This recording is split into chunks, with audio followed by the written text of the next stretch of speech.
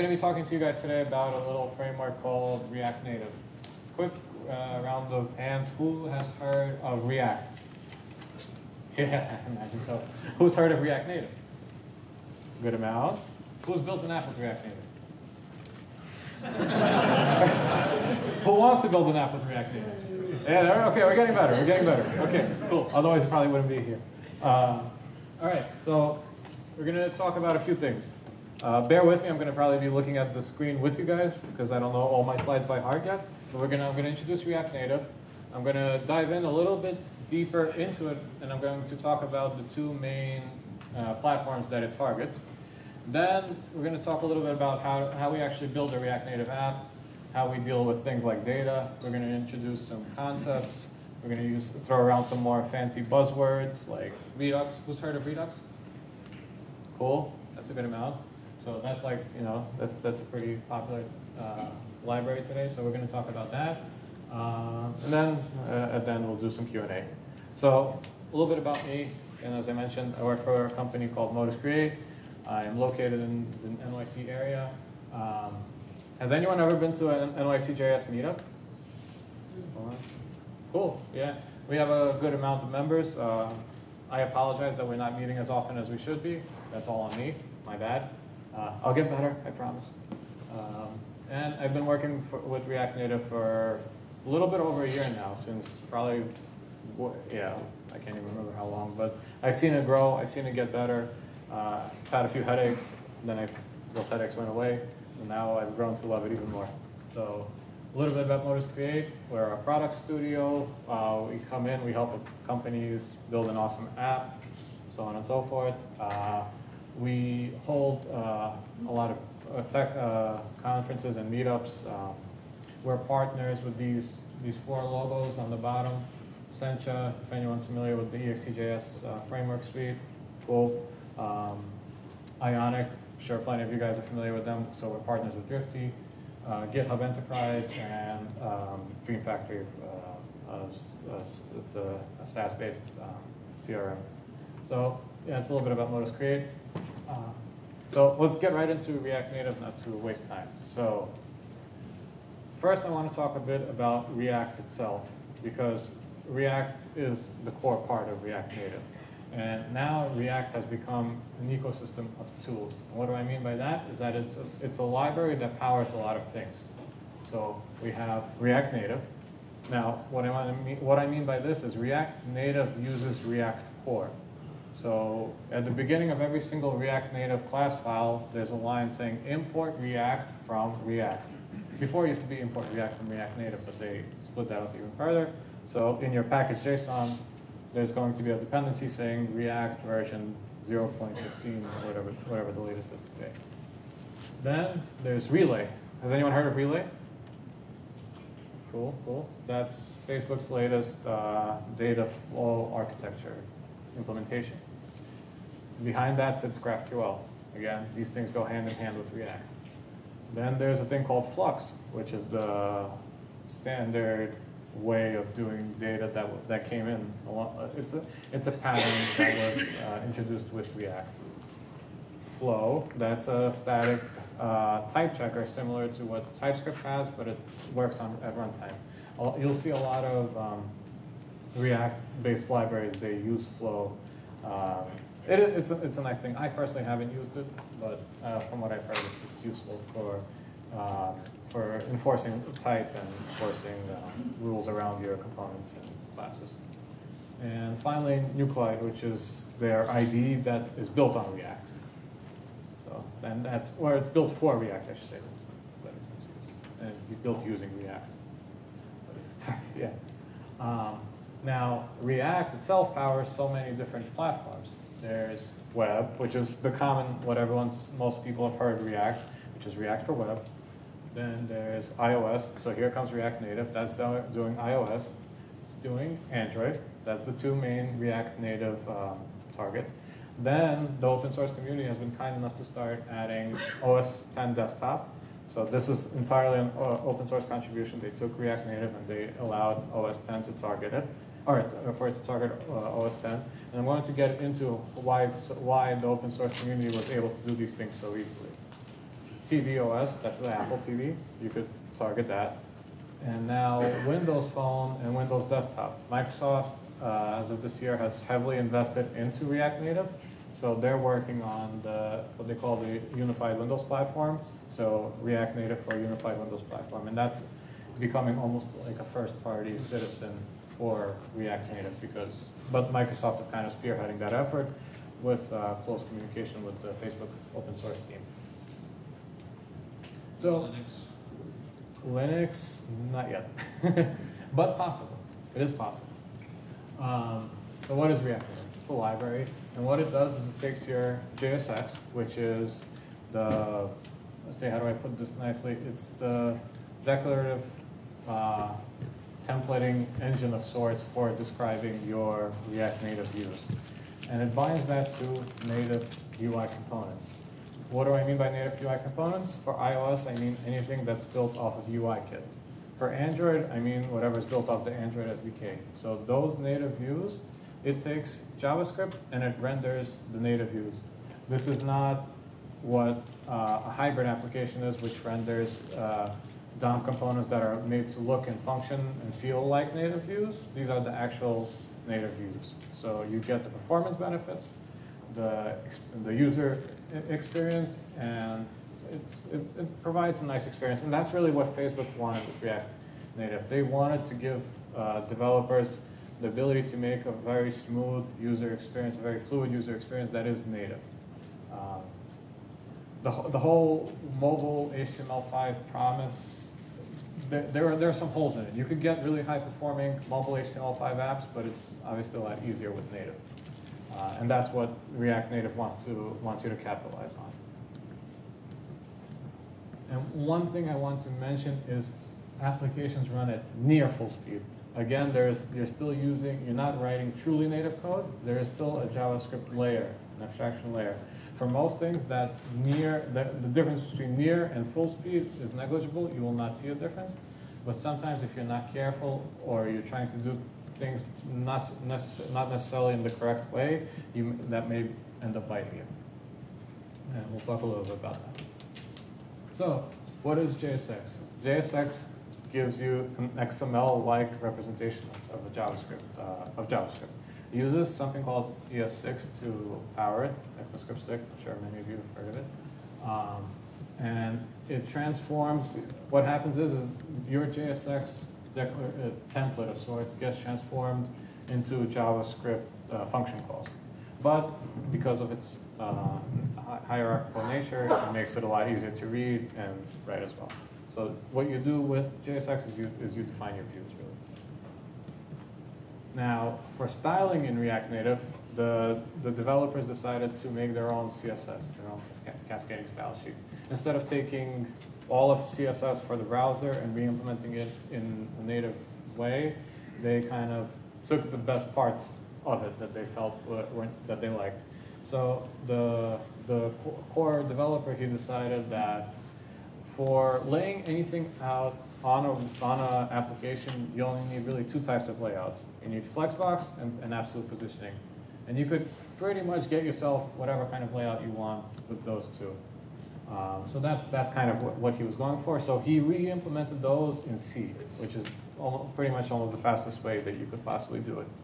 So the React Native layout engine is written in C, but again, you interface with it through JavaScript. So you write these sort of JavaScript objects that look like CSS, and you bind them to your JSX, and that will style your application.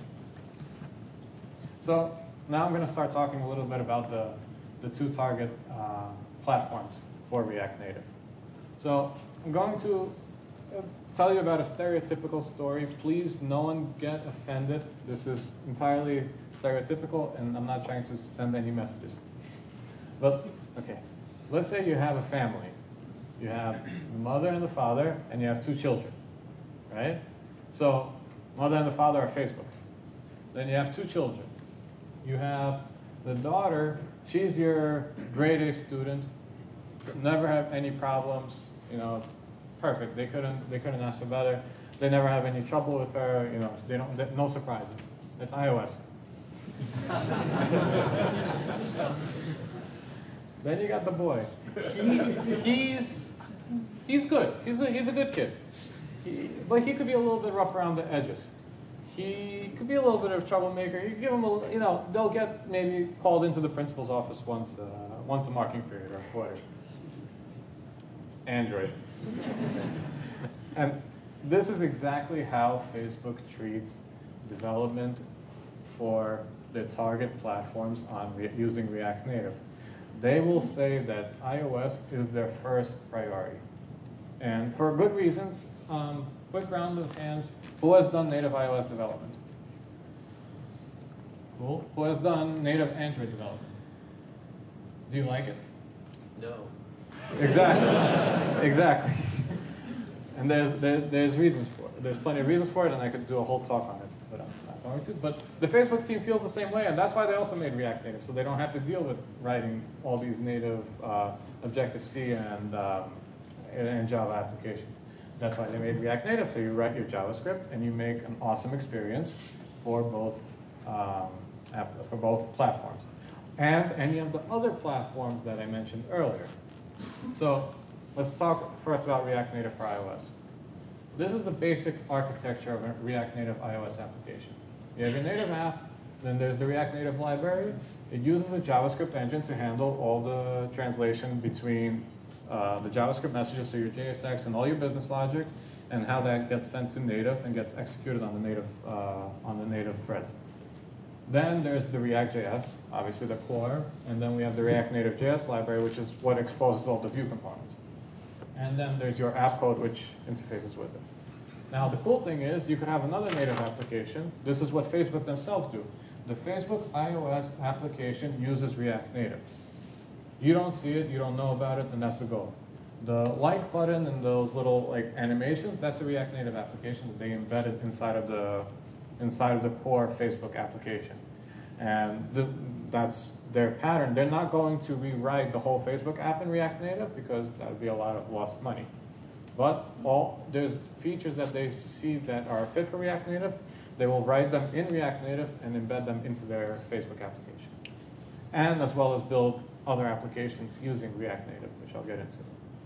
Now, a little bit deeper, this is the actual application structure in terms of for the iOS developers in the room. So as you see here, these are basically basic iOS UI classes.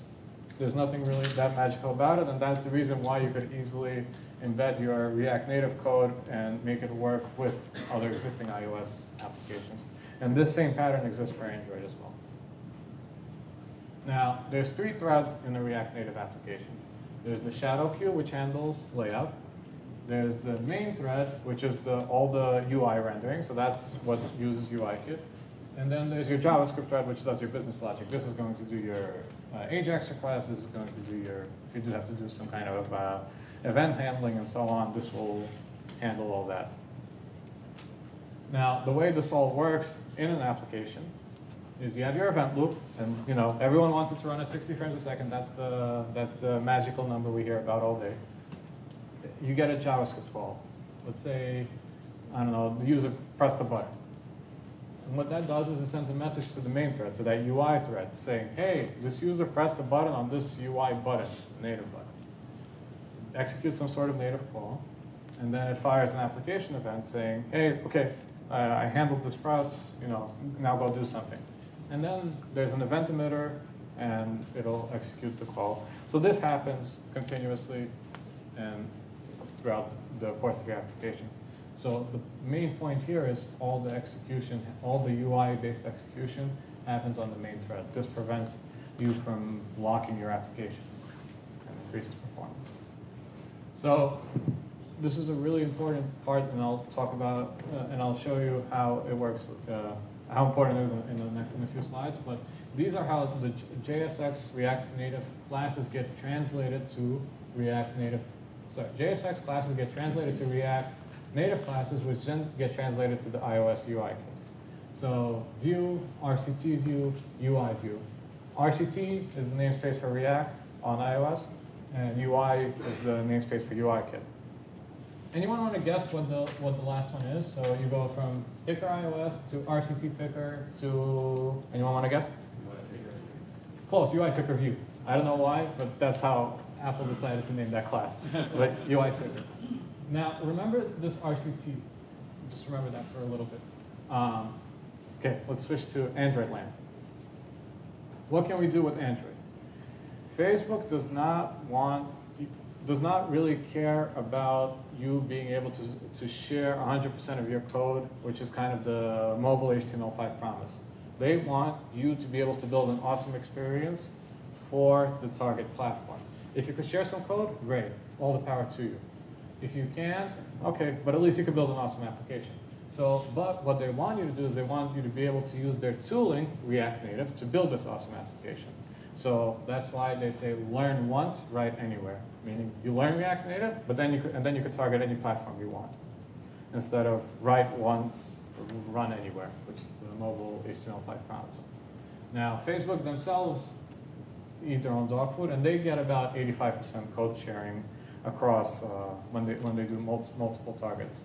And I see pretty much the same amount of number. I've seen applications where we come to that close to that 100, but it's really how much of the how similar you want the user experience to be. Do you want to implement material design on both iOS and Android? Then that's more of a discussion for the UX UI guys. But that's their goal. They provide some Android only components. There's a drawer layout, progress bar, switch, toolbar. These are all native Android only components. These are the ones that you're used to when you're building a native Android application. And these are just exposed as React Native view classes that are available only for Android. Hardware back button, and toast, and among others, and they keep adding more and more and more. So, and the cool thing is, because it's all native, they enhance some of the existing UI classes that you could use on both iOS and Android. So for example, buttons, you could have a ripple effect for free, quote unquote free. Not CSS ripple effect, native Android ripple effect, using the GPU.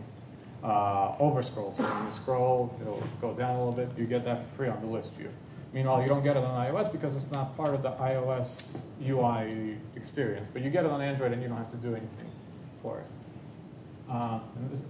Let's talk about how it works. So you have your JavaScript, your JSX. It's mostly the same between iOS and Android. Then you have the right part, magic. That's really what they want you to know.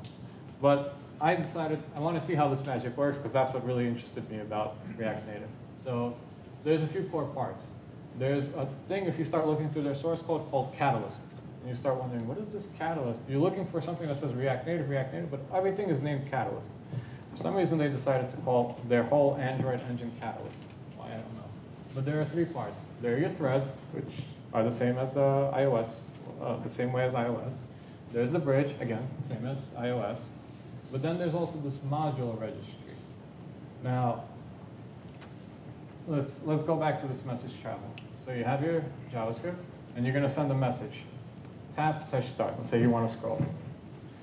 It's going to go through the Android NDK, and it's going to use JavaScript core. JavaScript core, for those who don't know, is WebKit's JavaScript engine. Now, Android, as of, I forget, what, the last few versions, they replaced WebKit with Blink. But React Native packages JavaScript core, which is the same as the iOS-based JavaScript VM. The reason for that is so that they could guarantee the translation from JavaScript to C++.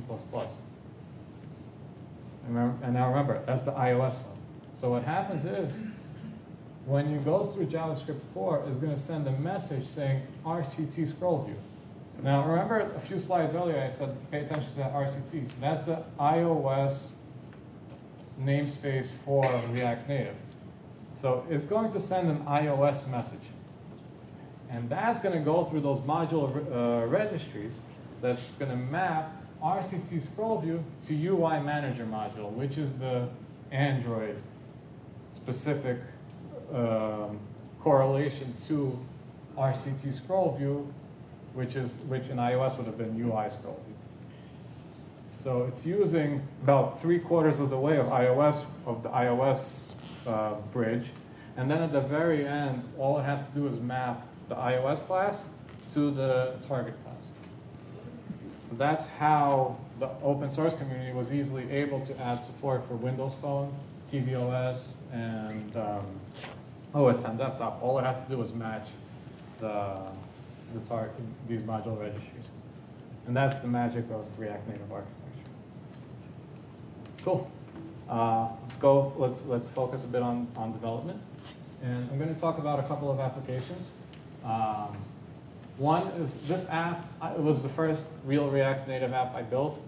It's not complicated. It's a list with some sections. The reason is I go to a gym and they have classes, and they used like a ASP table that was not responsive, so I couldn't open it on my phone. I couldn't see what was going on, so I decided to scrape the HTML a bit and made myself a React Native application. It was pretty quick to make. The cool thing is, since React is all JavaScript and it uses NPM, I was able to use a library called Cheerio, which is kind of a jQuery implementation of DOM parsing. So I was able to just parse all the HTML in JavaScript and transform the data and give me like a structured JavaScript object, and then I used that as the data store for my list. Now, the one thing I want to mention is I built this before React Native had Android functionality, and when they added the Android part to it, it only took me about a day to port from iOS to Android. I didn't try to do anything fancy with the user experience. I just wanted to match function to function, and it took me about a day. The next app was a little bit more complicated. It's an app created by one of my colleagues, and I was tasked to port it to Android. This app has maps, which have extended features on them. It plays YouTube videos, tab navigation, has a navigator, so on and so forth. That took about 3 days for that initial port to get us about 95% of the way there, and then this was bug fixes and so on and so forth. And I'm going to demo it. So really quick, I'll show a demo. You're going to have to bear with me. The Android simulator decided to blow everything up out of whack. But so over here we have the Android, and over here on the other side we have the iOS. We tried to keep them looking a little bit similar for the sake of time, but here I'll focus mostly on the iOS. But so one thing I want to note is you can see here the little overscroll ripple effect thing. So you see that's available, but it's not on iOS. And these are is the same list view component. But because iOS UI scroll view doesn't have a ripple effect, meanwhile in Android, I forget what the exact list component class is. That one provides you this ripple effect out of the box. So you click, open something. Oops, sorry. Open something here, and you can see it's a similar experience. Then you have a map. So now here we have Google Maps. Here we have iOS Maps. So that was a fun little thing to have to implement. But the functionality is also, we tried to keep it also very similar. Tap on a marker. Oh, you can see it. There's supposed to be a little pop-up like this. Like that, and then you go into an event, so on and so forth, and then there's navigation. So yeah, you get pretty much a common interface. And yeah, this took about 3 days to really port. The difficulty was the YouTube required. There's YouTube functionality. I don't really want to play it, but. It'll load try to load a YouTube video. I'm not sure. Yeah, there it goes. That took a while, and some of the map stuff, and then styling. That was really what took the most time. So when you want to add Android functionality to an app, if you already have an existing app, the quickest way to do it is you take everything that says iOS in it and delete it. watch the app break and re-implement it. That's the short summary of this. That's really how you have to go about it. Unfortunately, that's what you have to do. So then, when we're developing an app, oftentimes we have to create native components. And what the big dilemma is, especially today, is do you want to implement them using React, or do you want to do it the native way and then expose it as a React Native component? So if you wanted to do the React way, there's some pros and cons. You have the flexibility of doing whatever you please. You could make it look however you want. You could make it function however you want. But then you got to implement all of that. You have to implement all the styling around it. And you might have a bit of a performance penalty because, again, you're not leveraging all the true native power. You're using abstractions over the native layer. If you do the native way, then for some people this might be a benefit that you get the look and feel of a truly native component. But let's say you wanted rounded corners. You might not be able to do that because the base component that you're exposing might not have it.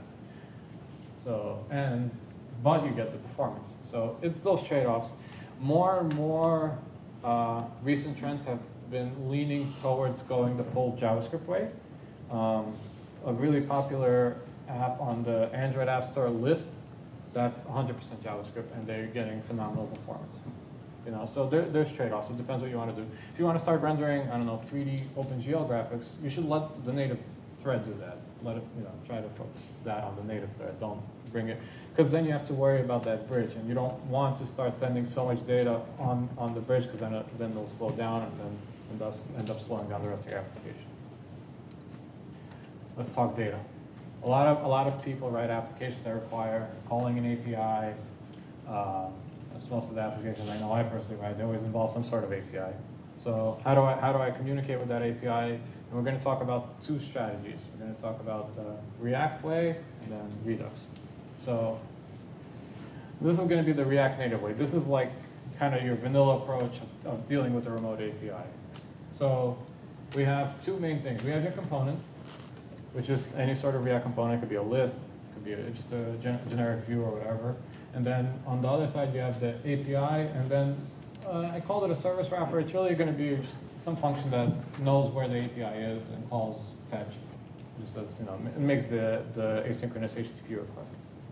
So the React Native way, we start with component will mount. We're going to say a few things. We're going to set the state to be loading true, and then this is something that will tell us, the component, hey, we're loading the application. I'm sorry, this component we're gonna wait for some asynchronous process to complete, and then we're gonna call it get data, which will make a request to that service wrapper.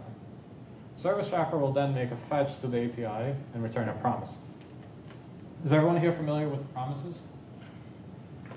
Okay. Just checking. So return the promise. And then we're going to go to the next stage of execution. The service wrapper is going to go away for now. It's busy doing its remote call, whatever. It's in serverless. It's in the cloud. Then we're going to go into render. Now remember that we're still waiting on the server, but we still have to render the component. So we're going to say, oh, is loading set to true on our state? Oh, it is. We're going to render the loading spinner, and then it's just going to sit there. Oh wait, our cloud came back. The process is done. Our promise is then going to execute promise then, and we're going to set the JSON response to the state. That's fine.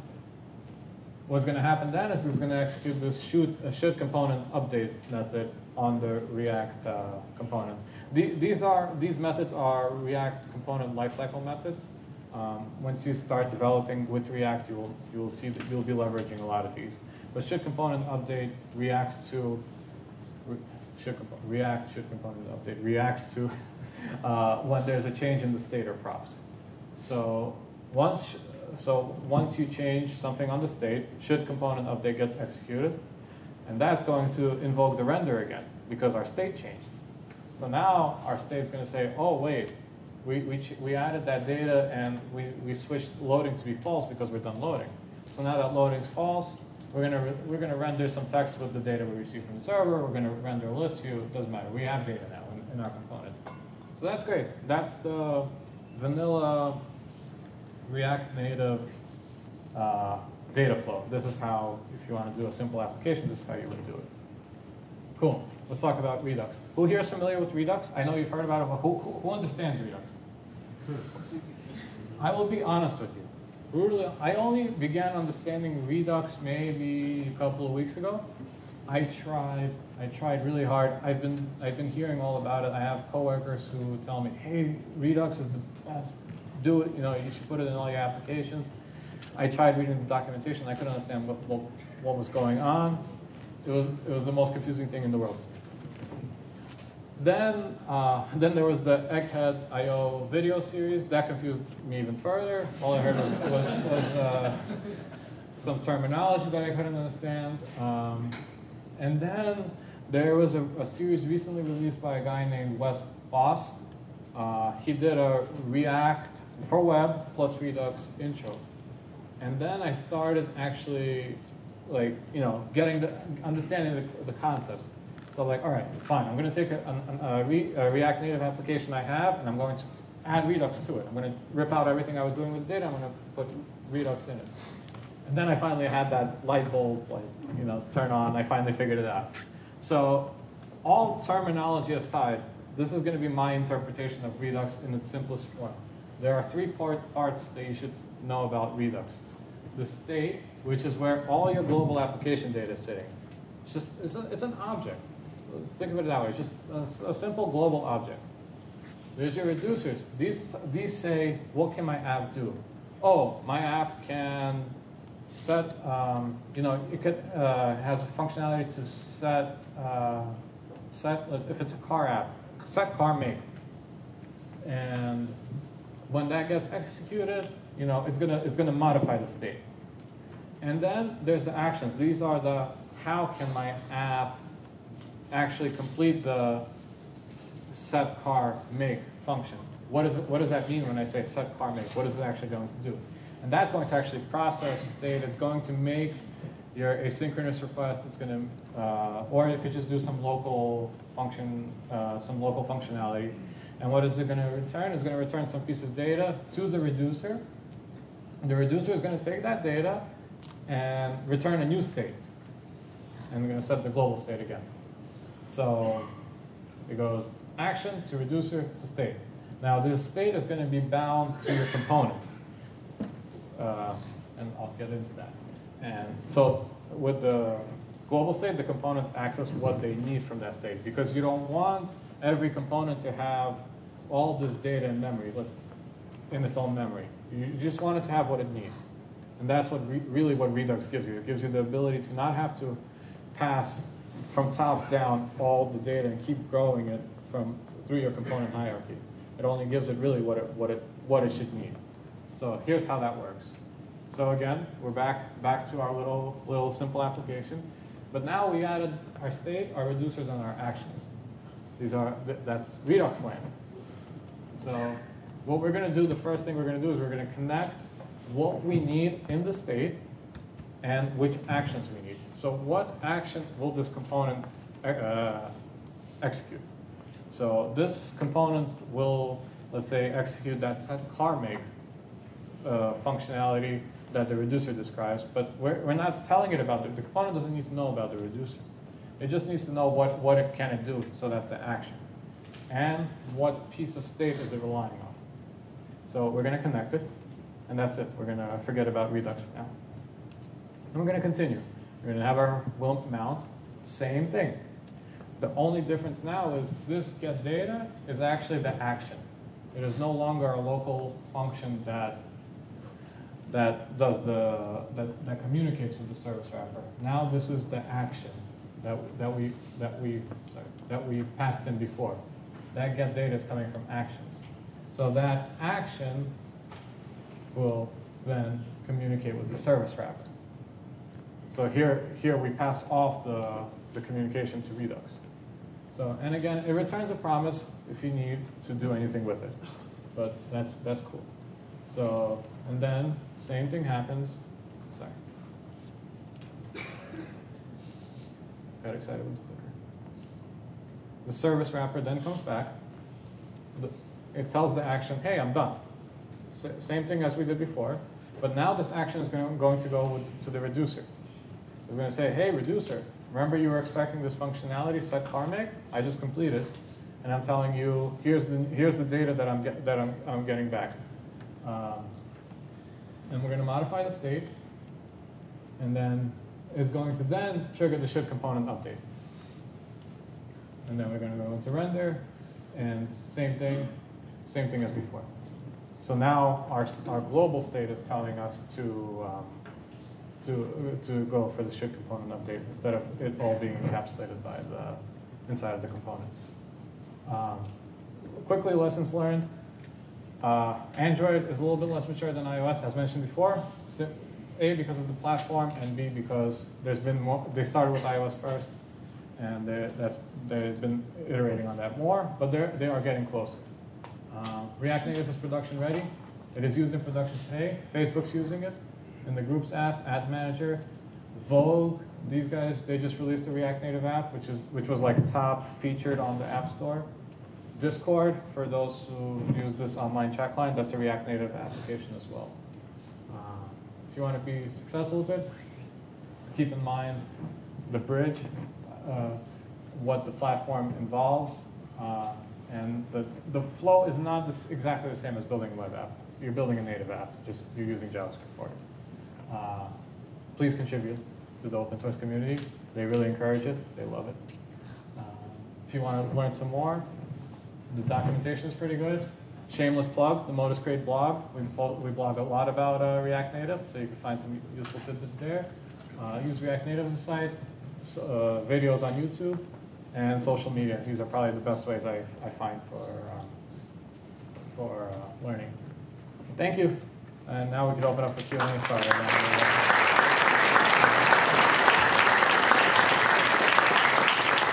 Any questions? Okay, I'll start with, yeah. How is it on memory?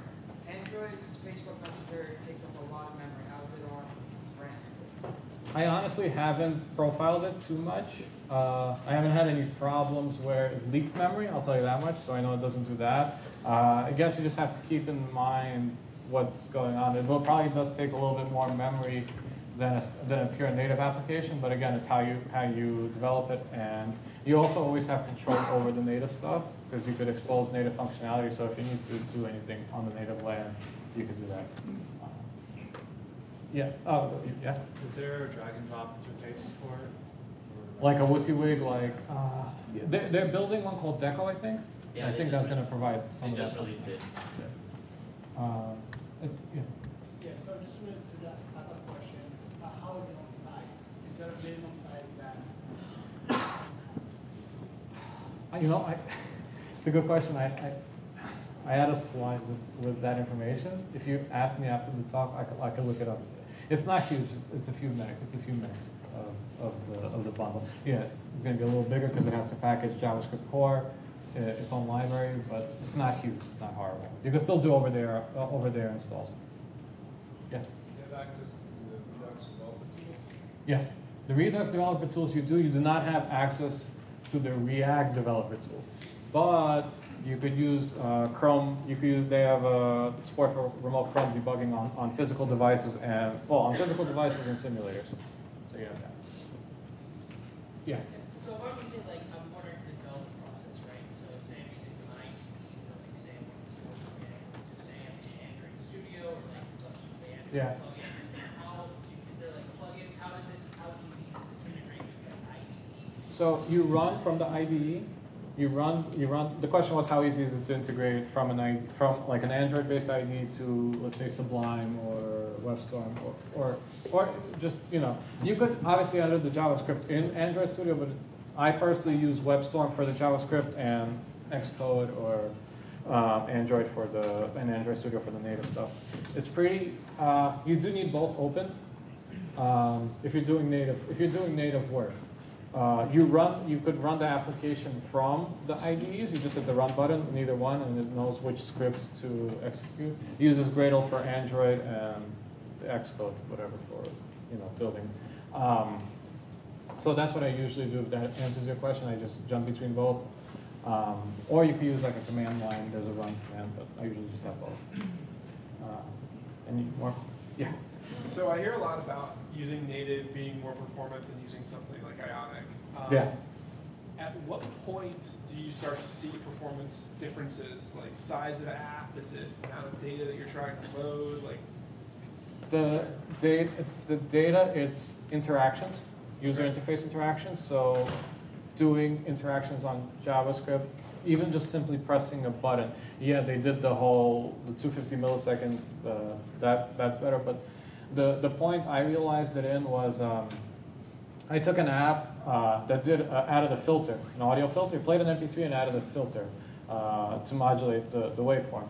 When I did it in mobile HTML5, I felt the delay as I moved the slider to enable to change a parameter on the filter. With native, it was a much smoother experience. Yeah, I'm sorry. Yeah. Okay. Last question. So, just talking a little bit, you talked about porting an app from iOS to Android. I'd like to hear your thoughts on how building an app from scratch you can maximize your ability to do that. Sure. Ideally from web as well. And also, how do you convert, like, if you have to wrap everything in a div, like, how do you max the portability there? Well, you don't deal with divs in React Native. You kind of have to step away and forget about the whole web world when you're working with React Native. There is like we get asked a lot. Oh, I want the same code base for native, web, every single platform, every single size factor on the sun. You won't get the best experience. Unfortunately, that's what it is. But so the dealing with React Native, let's say you want to do iOS and Android, you could specify based on the file which platforms you want, and then you could have like a base component, and then you could extend them for whatever functionality you want. There's a property that's exposed for the platform, so if you want to change the style a bit. So generally, what I would suggest is one thing I would do suggest for native is keeping the API layer the same, and then as low as you could, then do the changes. So you don't want to know that you're branching out until the very lowest level. It's kind of hard to explain visually. When you code the application, you'll start seeing it. That's really one thing. And if you want to maximize code reuse, try to keep everything in the JavaScript world instead of native, because whatever you do in native Java, you're going to have to replicate in Objective-C or Swift. Thank you very much, Stan. Let's hear it for Stan.